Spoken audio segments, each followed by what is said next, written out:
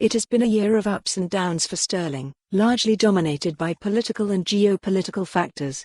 Investors' concern over the outcome of Brexit largely overshadowed other factors. Despite celebrating its 20th anniversary in 2019, it wasn't a banner year for the euro.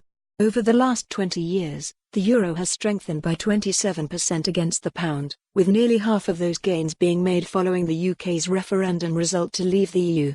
However, it is 3.5% lower against the US dollar over the last 2 decades, and the global slowdown, its impact on Europe and international trade tensions piled on the pressure.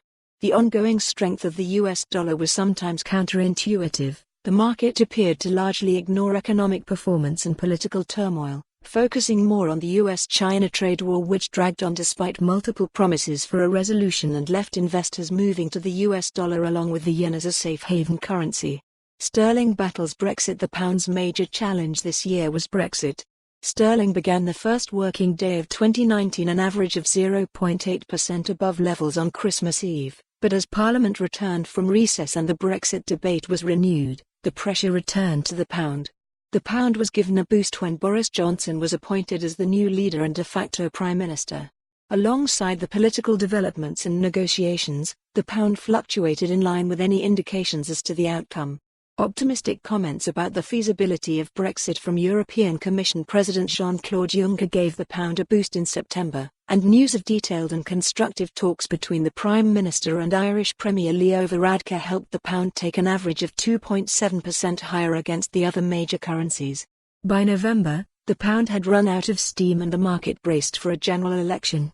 International trade and the impact of geopolitical developments. The downturn in Europe was mirrored across the globe. Weaker than expected economic results from China in April pushed the euro lower as the impact of the US-China trade war was seen. The euro fell after the news because of the knock-on effect for Europe's economy, because stocks for basic resources have a heavy exposure to China. In October, Europe appeared to shrug off US plans to impose tariffs on a range of EU goods, but the global impact of the US-China trade war could not be ignored. While the pound was weighed down by political stasis, Europe faced a different challenge with numerous elections across Europe and results which reflected the air of uncertainty.